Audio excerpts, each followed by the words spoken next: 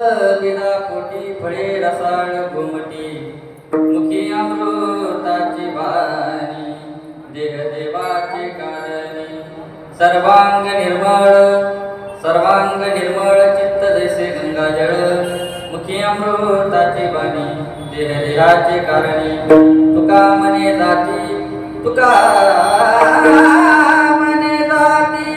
तापदर्शने विश्रांती मुखी अमृताची वाणी देहाचे कारणी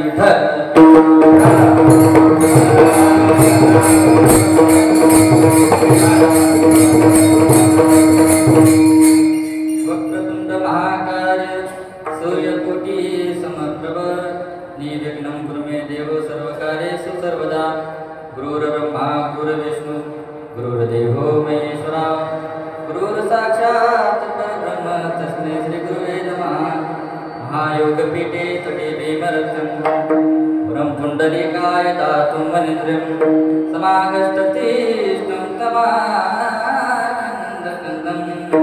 समाधिस्थमुखिं भजे पाण्डुरङ्गं पाण्डुरङ्गा करो प्रणामं पाण्डुरङ्गा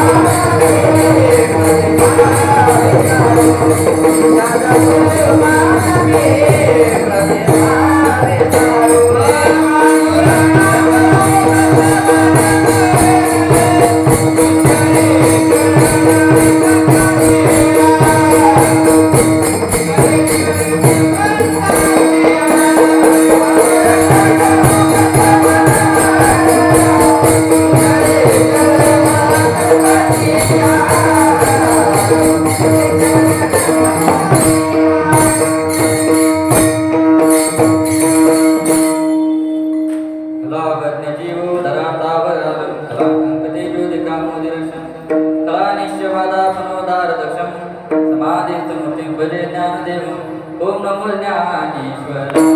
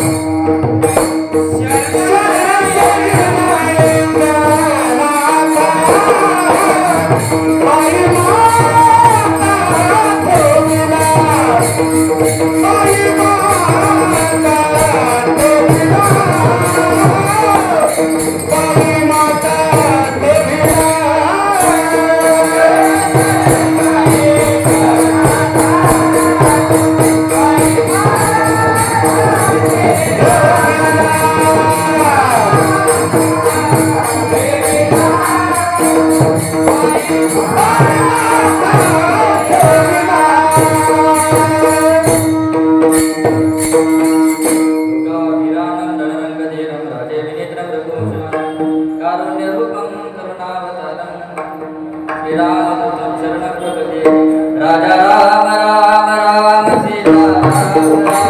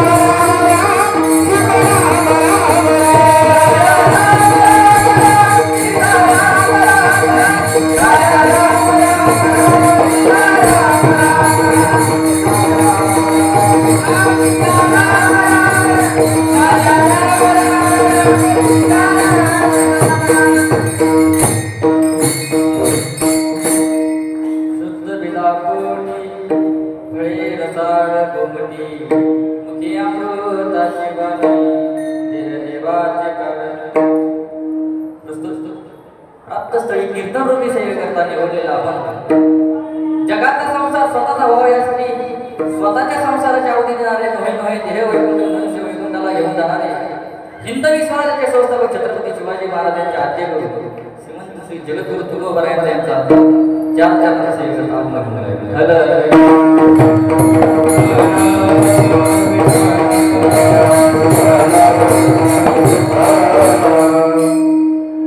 अभंग तुकोबरायाचा आहे आणि या अभंगामधून तुकोबराय एका शुद्ध आणि सात्विक देहाचं वर्णन करतात. तर ते कोण? तर ज्ञानेश्वर महाराज. कारण शुद्ध बीजापासून तर शुद्ध फळ म्हणजे कोण आहे तर ज्ञानेश्वर महाराज आहे. यांचे चित्त गंगेप्रमाणे पवित्र आहे, यांच्या मुखामध्ये अमृत आहे आणि यांच्या दर्शनाने त्रिविध ताप असणारा पळून जातो.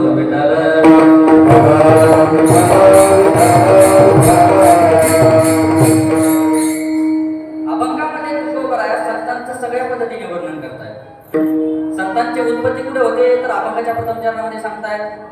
संत मृत्यू लोकामध्ये येऊन काय करतात तर अभंगाच्या द्वितीय चरणात सांगतायत. संतांचा आतून बाहेरून एकंदरीत अंत बाहेर लक्षण अभंगाच्या तृतीय चरणात सांगतायत आणि संतांच्या दर्शनापासून होणारा फायदा अभंगाच्या चतुर्थ चरणात सांगतात.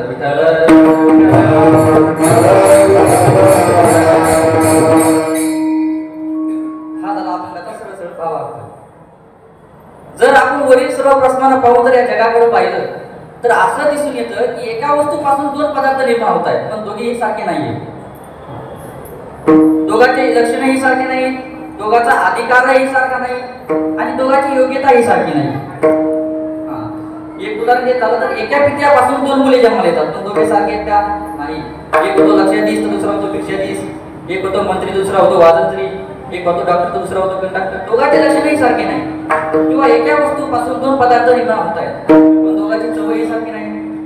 ऊसाच्या रसापासून गुळही तयार होतोय आणि साखरही तयार होते पण दोघांची चव सारखी का? नाही.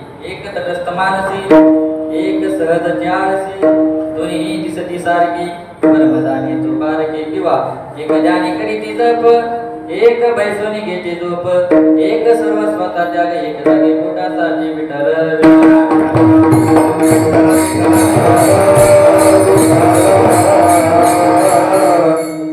असा तो दुर्जन आहे. या जगामध्ये संतही जन्माला येतात आणि याच जगामध्ये दुर्जनही जन्माला येतात पण दोघांचे गुण सारखे आहेत का? नाही. दोघांचे गुण सारखे नाही. दुर्जन महाराज फार वाईट आहे. 100% तर या जगात वाईट करणारा जर कोण असेल तर तो कोणी दुर्जन आहे. तुकोबराय एका शब्दामध्ये सांगतात अखंड संतनी ऐशी दुर्जनाची बुद्धी काय म्हणावे जास्ती तुझी बरोबरसे तुका म्हणे विद्येची नाही ऐसे दुर्जन सर्वांगी दुर्जन सारखा नाही असा तो दुर्जन आहे तो बराय म्हणतात मला त्याचं एक क्षणभरही दर्शन नव्हतं तुकोबरायांना सज्जनाबद्दल इतका तक्रार आता सज्जनाबद्दल तुकोबरायांचं काय म्हणणं आहे तर तुकोबराय काय पडे सांगतात धन्याजी दीन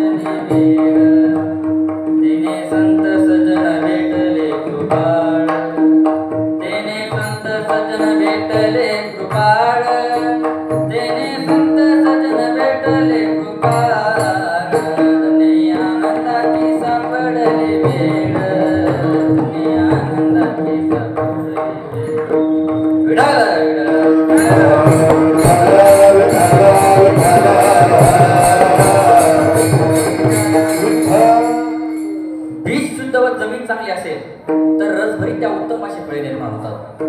मुखात अमृतुल्य गोड शब्द आहेत आणि ज्याचा देह देवाच्या कारणी लागलेला आहे, जो पुरुष सर्वांगाने निर्मळ आहे, ज्याचे चित्त गंगेच्या पाण्याप्रमाणे पवित्र आहे. तुकोबराय म्हणतात, त्याच्या दर्शनाने सर्व ताप जातो, मनाला विश्रांती मिळते. या अभंगामध्ये तुकोबराय संतांचं नाव न घेता त्यांचं वर्णन करीत आहे. अर्थात हे वर्णन करताना तुकोबरायांच्या समोर ज्ञानोबावाचे 4 भावंडे आहेत. प्रथम आई वडिलांची शुद्धता सांगतात. शुद्ध बीज म्हणजे वडील आणि शुद्ध पोट म्हणजे आई. यांच्या पोटी येणारी फळे रसाळ गोमटी आहेत. यांची वाणी अमृतासारखी आहे आणि ही वाणी देहदेवा करतात. यांच्या पोटी येणारे फळ हे चांगले असतात. तर महाराज आपण जे बीज लावलंय तेच येत असतात. जर आपण आंब्यात झाड लावले तर आंबेच येणार नाही का?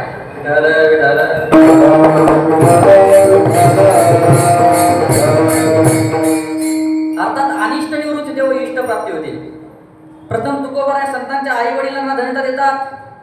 रूपकाच्या साह्याने उत्तम शेती व बीज उत्तम असेल तर फळेही उत्तम येणारच. मुडा होऊन बीज काढिले, मग निर्वाळले या भूमी पेरिले, तरी ते सांडी विखुर गेले म्हणे काय. शेतकरी पेरण्याकरता खास कणकीत लावतो व योग्य मशागत झालेल्या शेतीमध्ये ते पेरतो, मग ते वाया कसं जाईल. तर तसंच जर आई वडील चांगली असतील तर मुलीही चांगली निघतातच.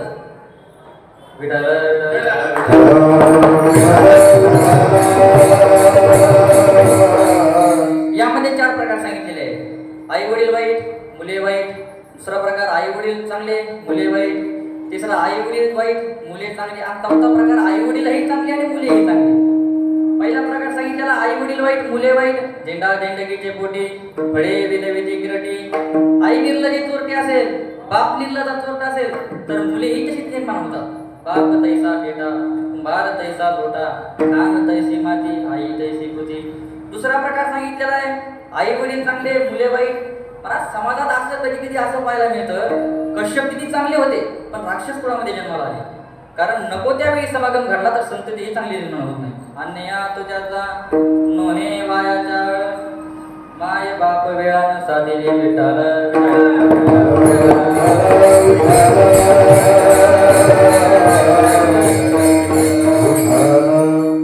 हिरण्यकशिपाच्या पोटी महान भक्त प्रल्हादांचा जन्म झाला. आई वडील वाईट, मुले चांगले. हिरण्यकशिप तपश्चर्या करता निघाले होते.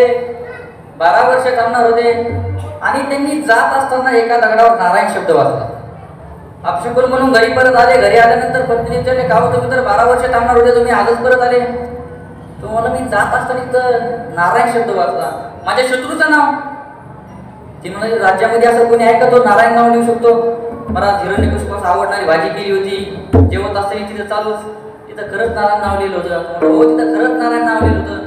मला काय तुम्ही झोपेपर्यंत त्याच्या मुखातून 50 वेळा नारायण नाव बोलून घेतलं. आणि रात्र दोघांचा समागम घडला आणि राक्षस कुळामध्ये सुद्धा महान भक्त प्रल्हादांचा जन्म झाला.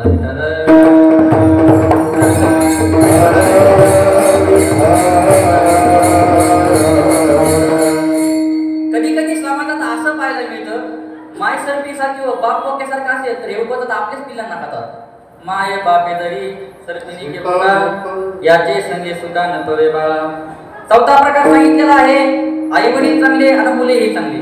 आपुलिया हिता जो ऐसे लागता, आपुलिया हिता जो ऐसे लागता, आपुलिया हिता जो ऐसे लागता, आपुलिया हिता जो ऐसे लागता, आपुलिया हिता जो ऐसे लागता, आपुलिया हिता जो ऐसे लागता, आपुलिया हिता जो ऐसे लागता. धन्यवाद पिता दया दिया, धन्यवाद पिता दया दिया, धन्यवाद पिता दया दिया. कोई कन्या पुत्र होती सात्विक, कोई कन्या पुत्र होती सात्विक, कोई कन्या होती सात्विक, कोई कन्या पुत्र होती सात्विक. याच्यावर अजून एक प्रमाण सांगितलं आहे तुकाबरायांनी. तुका म्हणे सुख न पावे या वचन,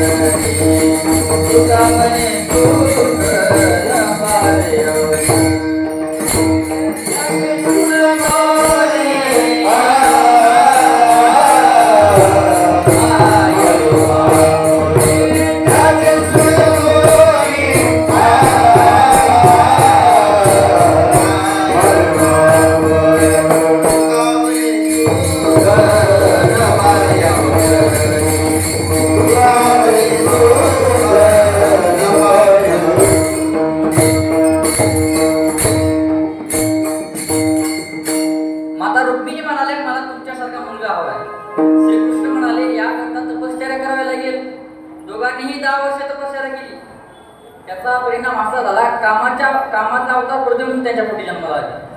विठ्ठल पंत परत आले म्हणून रुक्मिणी मातेने आळंदीतील कृपा 1.25 लाख प्रदक्षिणा घातल्या. विठ्ठल पंत परत आले, पण अंतकरण संन्यासाचं होतं. महाराजाचा परिणाम एकाच घरात एकीच्या पोटी 4 देवाचे अवतार जन्मले. हे महाराष्ट्राचं भाग्य आहे.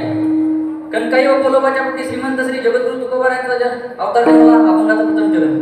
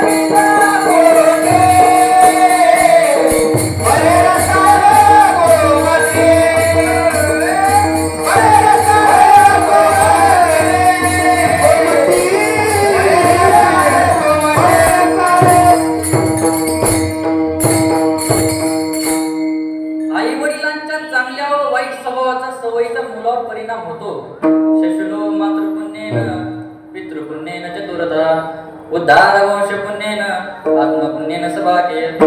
आईच्या पुण्याने मुलगा सुशील बनतो, पित्याच्या पुण्याने मुलगा चतुर बनतो, वंश पुण्याने मुलगा उद्धार बनतो व स्वपुण्याने मुलगा सौभाग्यता होतो. या उलट उन्मदो मातृदोषेन कर्मदोषात दरिद्रता, कार्पण्य वंशदोषेन आत्मदोषात सौभाग्यता. मातेच्या दोषाने मुलगा उन्मत्त बनतो, पित्याच्या दोषाने मुलगा मूर्ख बनतो, वंश दोषाने मुलगा कंजूस बनतो व स्वदोषाने मुलगा दरिद्री बनतो. विठाल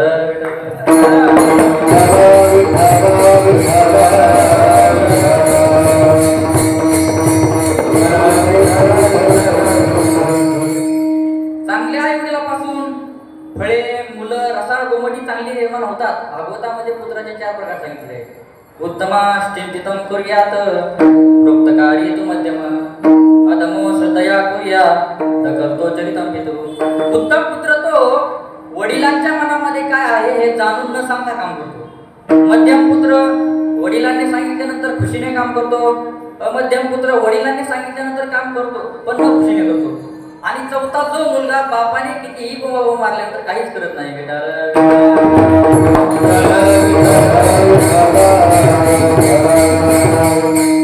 तुकोबारायांच्या शब्दात सांगायचं झालं तर पोटी जन्मती रोग तरी का म्हणा व्याप्त वर्ग.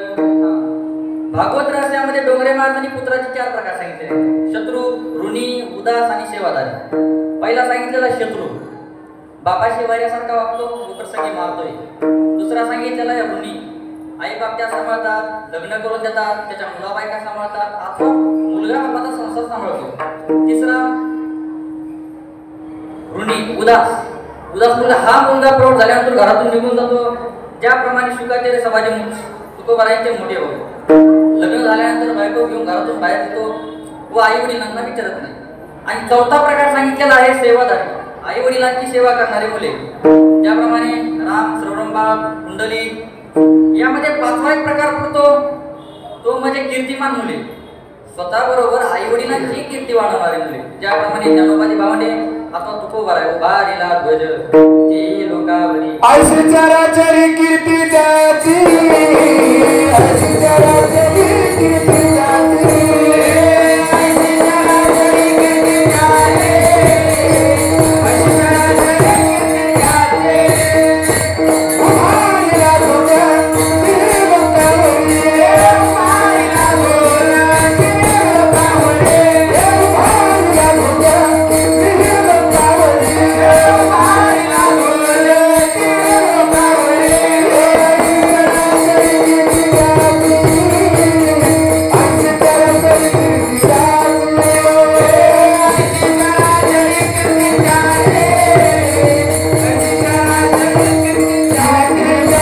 लोकावरी. तुकोबा या मुलांना फळांना दोन उपमा देतात, रसाळ व गोमटी. यामध्ये चार प्रकार पडतात.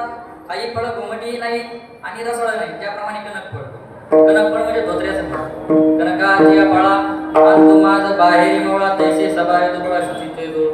काही फळ बाहेरून गोमटी दिसतात पण आतून कडू असतात, रसाळ नसतात, ज्याप्रमाणे कडुनिंबाच्या निंबुळ्या, निंबुळ्याचे पीक वरी गोडांत विक तैसे जे राजस देख क्रियाफळ. काही फळ बाहेरून चांगली दिसत नाहीत, खराब दिसतात पण आतून मात्र रसाळ असतात, ज्याप्रमाणे फणस, नारळ, वरी काटे फणस, वरी काटे माझी अंतरी दिवाळा, माझी अंतरी दिवाळा. कठीण नारळाचे अंग, कठीण नारळाचे अंग, ऐरवी तरीचे सांग, ऐरवी तरीचे सांग.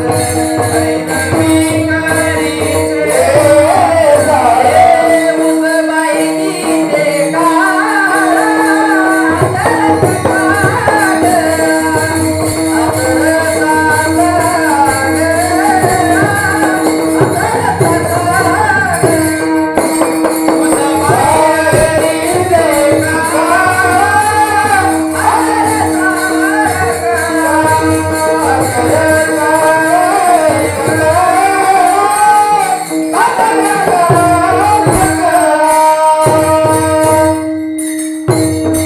काळा, वरी काटे फणस फळा माझी अंतरी जिव्हाळा. कठीण नारळाचे अंग बाहेर भितरीचे सांग किंवा उस बाहेर दिसे काळा हात रसाचा गळा. काही फळ बाहेरूनही चांगली दिसतात व आतूनही रसाळ असतात, ज्याप्रमाणे सफरचंद, हापूस आंबा.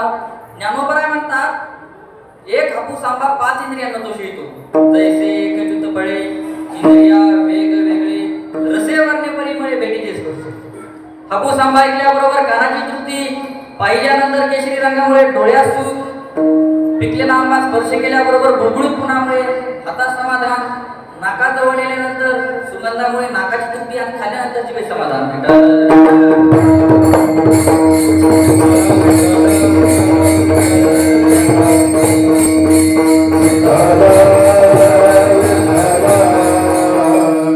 तत्वज्ञानाने महात्मे रसाळ गोमटी असतात. गोमटे म्हणजे दिसण्यास सुख, दर्शनाबरोबर समाधान. अथवा सर्वमाचे ऐकी स्नेह दैसे व्यक्ती का दर्शनाची प्रशंसी भेटीचे सरसे डोळावे केला सा.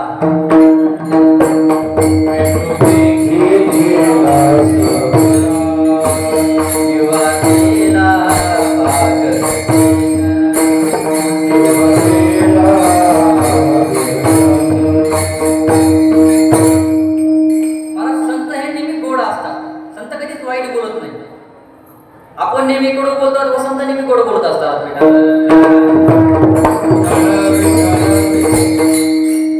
याच्यामध्ये दोन सांगितले आहेत, गोमटे आणि रसाळ. रसाळ म्हणजे भक्ती करतात आणि भक्तीनंच जगास वाटतात. एरवी सगळ्या बाबतीत चांगली आहेत, पण याचा काय उपयोग म्हणतात. शरीरम स्वरूपम यथा वाकलंत्रम यशश्चारुचित्रम धनम नेरुतुल्यम गुरोरग्निबंधे मनश्चन लग्नम ततक्किम शरीर सुंदर निरोगी आहे, मोठ्या लोकांशी नाते आहे, जिथे जाईल तिथे त्याला यश मिळते. मला निरुपर्वत एवढी संपत्ती आहे, पण हे सर्व असूनही तर त्याचं चित्त मन गुरुच्या नावावर हरीच्या माणसाचं हे सर्व काय कामात आहे. संत रसा गोमटे आहे, पण रसा शब्द प्रथम वापरल्यानंतर गोमटेपणा वापरतात, कारण गोमटेपणापेक्षा रसा शब्द महत्वाचा आहे.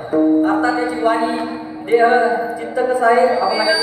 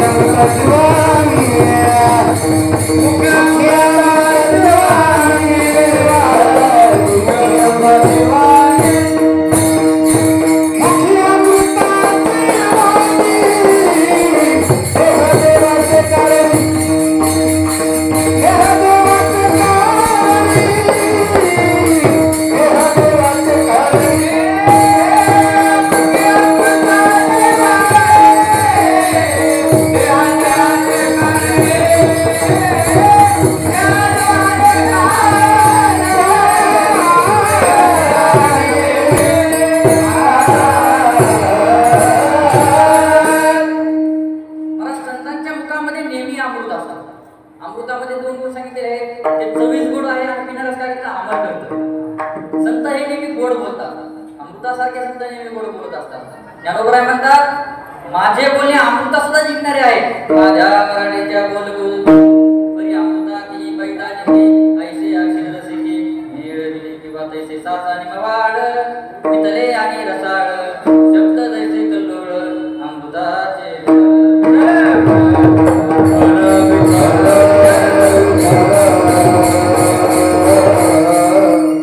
काही माणसं साथ बोलतात पण मवा नाही. एखादा मुलगा मित्राच्या आई वडिलांची ओळख करून देताना म्हणतो हे माझे वडील ही तिची बायको किंवा ही माझी आई हा तिचा नवरा असं म्हणतो. अर्थाच्या दृष्टीने चुकीचं नाहीये, साथ आहे पण मवा नाही. मला काही माणसं पोटभर बोलतात तर त्यांच्या बोलण्यामध्ये रसच नसतो, पण साधूच्या बोलण्याचा कधीच नीट येत नाही. जोडे अमृताची सुरसुरी ते प्राणाते अमर करी स्नाने पाप ताप वरी थोडी दे विठ्ठल.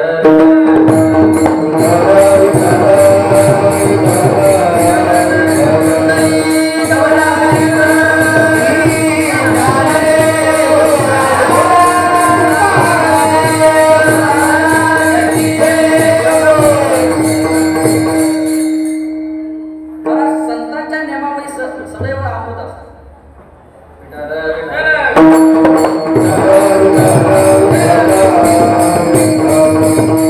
संतांचं चित्त हे लोण्याप्रमाणे मऊ असतं. संतांचं चित्त हे नवनीताप्रमाणे मऊ असतं. मृदू सवाय नवनीत तैसे सज्जनाचे चित्त. यांचं चित्त नवनीताप्रमाणे मऊ आहे, पण पाहिलं जर विचार केला तर नवनीचे तापवल्यानंतर द्रवित होतं आणि संत हे दुसऱ्या दुःखाने द्रवित होत असतात.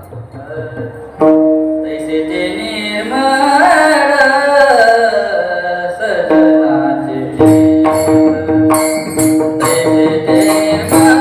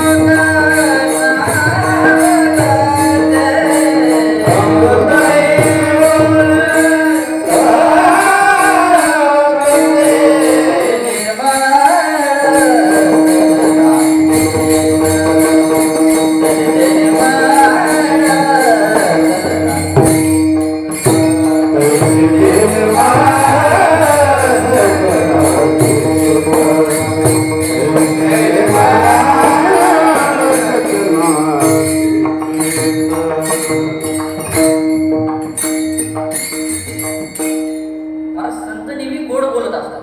गोड बोलण्यासाठी सांगायचं झालं तर मला संतांच्या स्पर्शामध्ये सुद्धा अमृत आहे. जर डोक्यावर हात ठेवला तर जीवा सामार करतात. संतांच्या विचारामध्ये अमृत आहे. यांचे विचार कधी मृत होत नाही. संतांच्या वाङ्मयामध्ये सुद्धा अमृत आहे. जोपर्यंत चंद्रसूर्य आहे तोपर्यंत ज्ञानेश्वरी भागवत गाथा अमर आहे. आणि संतांच्या नामामध्ये सुद्धा अमृत आहे. यांचं नाव परमात्मा घेतो, यांच्या नावाने वैकुंठ मिळतो आणि यांच्या नावाने तर देव सुद्धा मिळतो. आता सांगायचं झालं यांची देह वाणी चित्त उत्तम आहे. आपण सर्वांगणी माळ सर्वांगणी माळ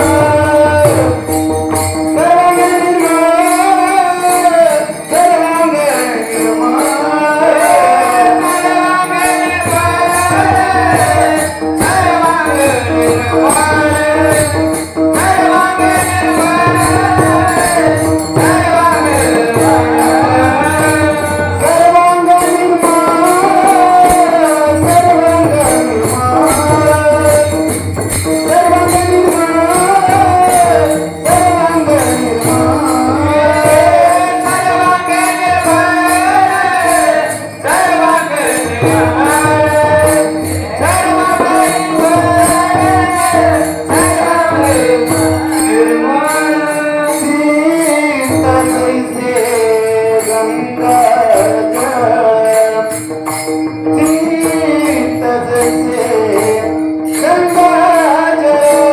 सर्वांगणी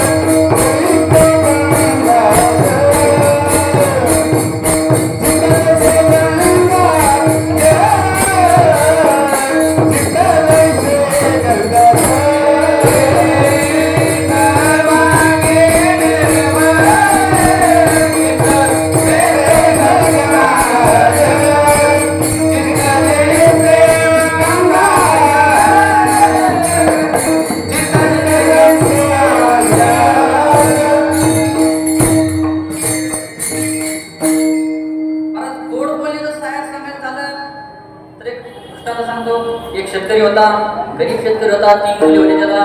100 रुपयाची गरज पडली म्हणून त्यांनी आपल्या लहान्या मुलाला सांगितले, जा आणि गावातल्या मारुडी काकाला म्हणा मी 100 रुपये सांगितले. बराच 6-7 वर्षाचा मुलगा होता आणि काही कळत होतं काय नाही. आणि गावाकडले मुलं त्याच्यात इतरच असतात. बराच काका मस्त मारुडी काका जाडत होते. मिशी सूप मारुडी काकाकडे गेला. मारुडी काकाला बघून हसू लागला. मारुडी काका विचारला, तू कोण हसतो मला? मला काका, जर तुम्ही मेले तर तुम्हाला घराच्या बाहेर कसं काढायचं? महाराज काकाला रागाला. काकाने डोकू टाकला, त्याला घरात गुंतलं. पहिला मुलगा आला नाही म्हणून शेतकऱ्याने दुसरा मुलगा पाठवला. दुसरा मुलगा आला, तो होता 10-12 वर्षाचा. मला तोही काकाला पण हसू लागला. मग काकाने विचारलं, तू कोण हसतो? ते मला ते सांगतो, पण माझा लहान भाऊ तुमच्याकडे आला होता, तो कुठे? काका म्हणजे तू म्हणतो मेल्यावर बाहेर कसं काढायचं? मला तो म्हणला, काका तुला हानी केला काय कळतं? लहान मुलं कुठं काय कळत असं? मी सांगतो ना, मेल्यानंतर डायरेक्ट तुकडे करून बाहेर काढायचं. मला काका लयच रागा. काकाने त्याला आणलं, घरात पण बोललं. पहिला मुलगा आला नाही, दुसरा मुलगा आला नाही म्हणून तिसऱ्या मुलाला पाठवलं. तिसरा मुलगाही हसू लागला. काकाने विचारलं, तू कोण हसतो? ते म्हणे, ते सांगतो म्हणे, पण माझे 2 लहान भाऊ तुमच्याकडे आले होते, ते कुठे? महाराज काका म्हणले, पहिला म्हणतो बाहेर कसं काढायचं आणि दुसरा म्हणतो तुकडे करून बाहेर काढायचं. मोठा हे गेला काका पहिला आधी आणि दुसरा मूर्ख. हे आपण याला काहीच कळत नाही. काका सगळ्या सोबत घालत नाही लागलं टाकायची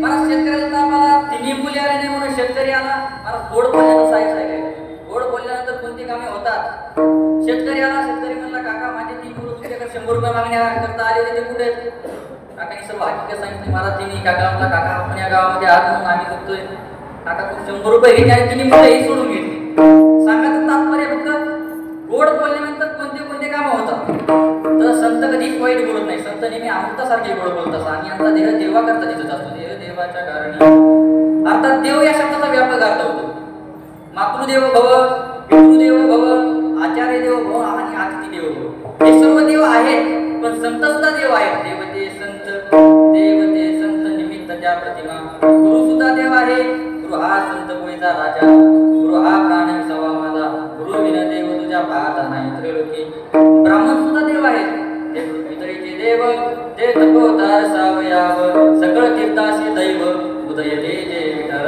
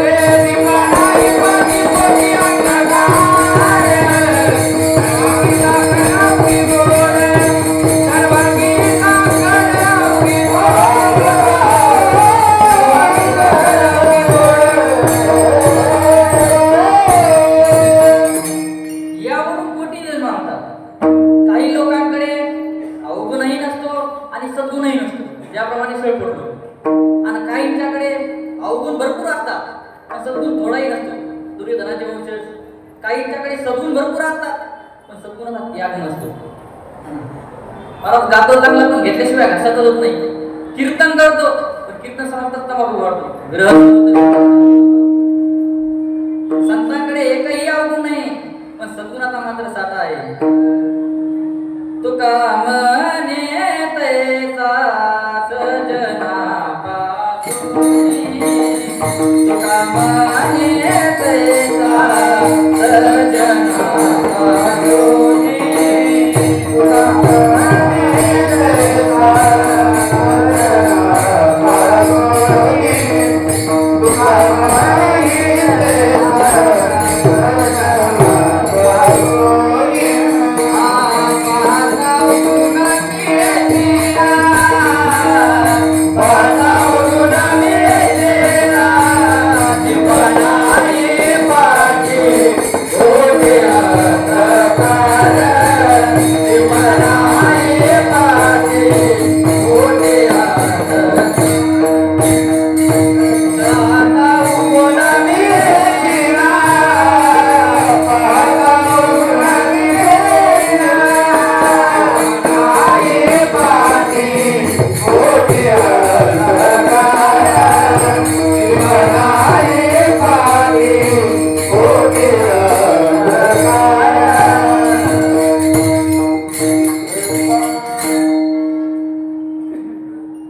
संत हे सर्वांना निर्मळ असतात. अर्थात संतांचे चित्त कसे आहे तर आपण प्रमाण झाले अगोदर सर्वांनी निर्मळ चित्त जैसे गंगाजल. यांचं मन चित्त धुण्यासारखं आहे. मृत्यू सभा आहे नवनीत तैसे सज्जनाचे चित्त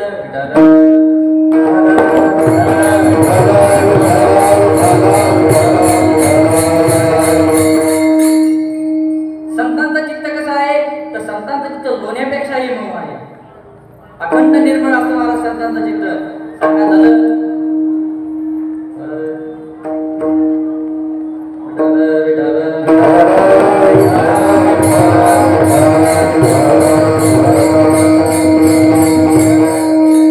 एरवी सगळ्या बाबतीत चांगले आहेत. महाराज एकाच प्रमाणामध्ये तुकोबरा आहे दोन उपमा आणलेले आहेत. गंगेची उपमा का तर गंगा ही सतत वाहत असते तसंच संतांच्या मनामध्ये समुद्र नदीने पडगा पास म्हणून येलिका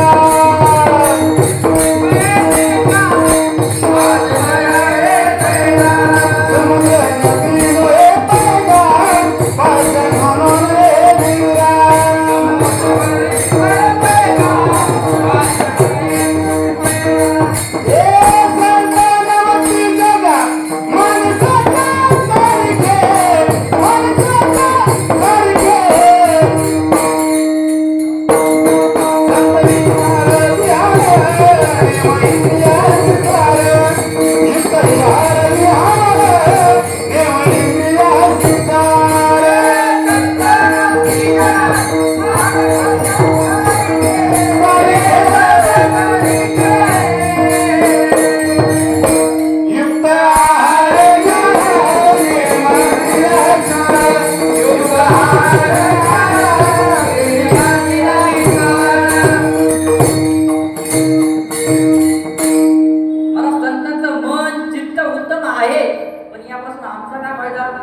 शेवटच्या चरणामध्ये तुकोबरा दोन फायदे सांगतात. त्यांच्या दर्शनापासून तुम्ही तर ताप जातो आणि सर्वांना विश्रांती मिळते.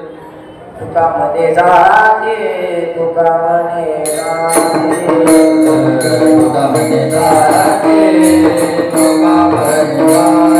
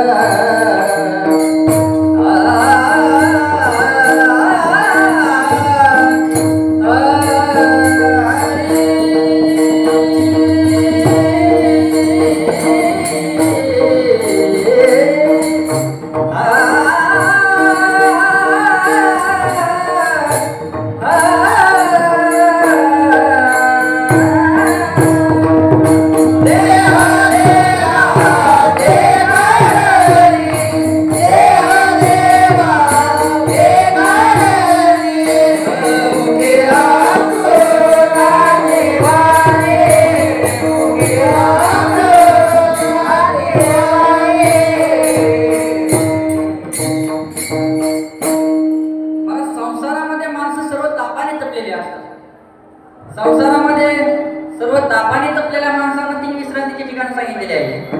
घरी आल्यानंतर मुलगा बायको पाहिल्यानंतर विश्रांती मिळते, पण त्याची खात्री आहे का? अजिबात नाही.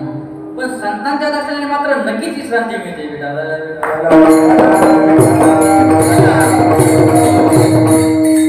तापाचे प्रमुख 3 प्रकार सांगितलेले आहेत. पहिला साधा ताप, हिवताप, थंडी ताप. हे वैद्याचे उपाय निघून जातात. दुसऱ्यामध्ये मानसताप, पश्चाताप आणि अनुताप हे तात्पुरते असतात.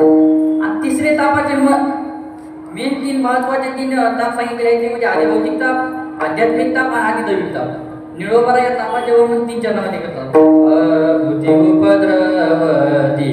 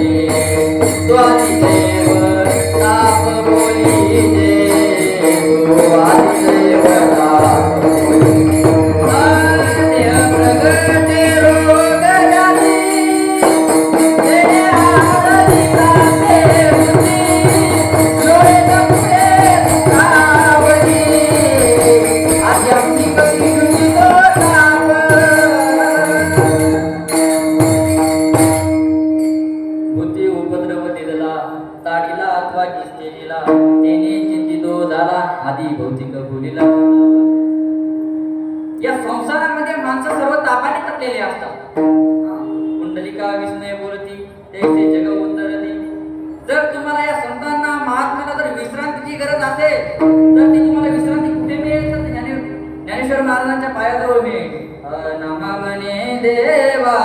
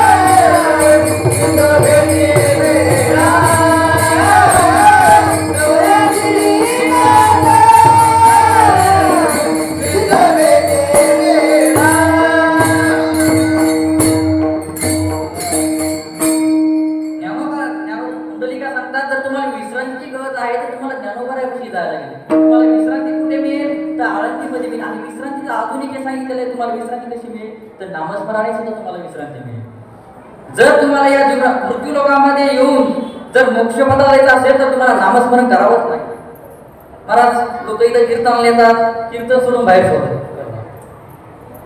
हरिभट चालू असलं की बाहेर थांबतात. जर तुम्हाला या आळंदीमध्ये येऊन जर पुण्य करायचं असेल तर तुम्हाला कीर्तनाला हरिपाठाला थांबावंच लागेल, तुम्हाला नामस्मरण करावंच लागेल. नामस्मरणाशिवाय काही होत नाही महाराज. महाराज आमच्या गावामध्ये लेडीज म्हणून हरिपाठ सुद्धा असतो. हरिपाठ झाल्यानंतर नंतर एक प्रसाद असतो. हरी हरी मारुती ब्रह्मचारी नमुदे पारावरी, या घ्या प्रसाद सागऱ्या, गजर करा हरिनामाचा. हरी हरी मारुती ब्रह्मचारी नमुदे पारावरी. मला शेवटचं कडवं ऐकलं, घ्या घ्या प्रसाद गुळाचा, फेरा चुकल यमाचा. हरी हरी मारुती ब्रह्मचारी नमुदे पारावरी, हरी हरी मारुती ब्रह्मचारी नमुदे पारावरी, हरी हरी मारुती ब्रह्मचारी नमुदे पारावरी, हरी हरी.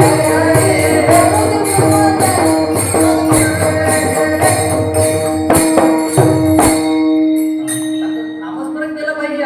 या जीवनामध्ये आपण आलो असतो तर या कलियुगामध्ये जर आपल्याला साधन करायचं असेल, जर मोक्षपदाची प्राप्ती करून घ्यायची असेल तर सगळ्यात तुम्हाला भक्ती करण्याचं साधन सांगितलं ते म्हणजे नामस्मरण.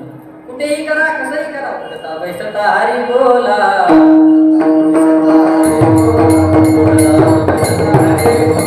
हरी बोला म्हणता, हरी बोला म्हणता, हरी बोला म्हणता, हरी बोला म्हणता, हरी बोला म्हणता, हरी बोला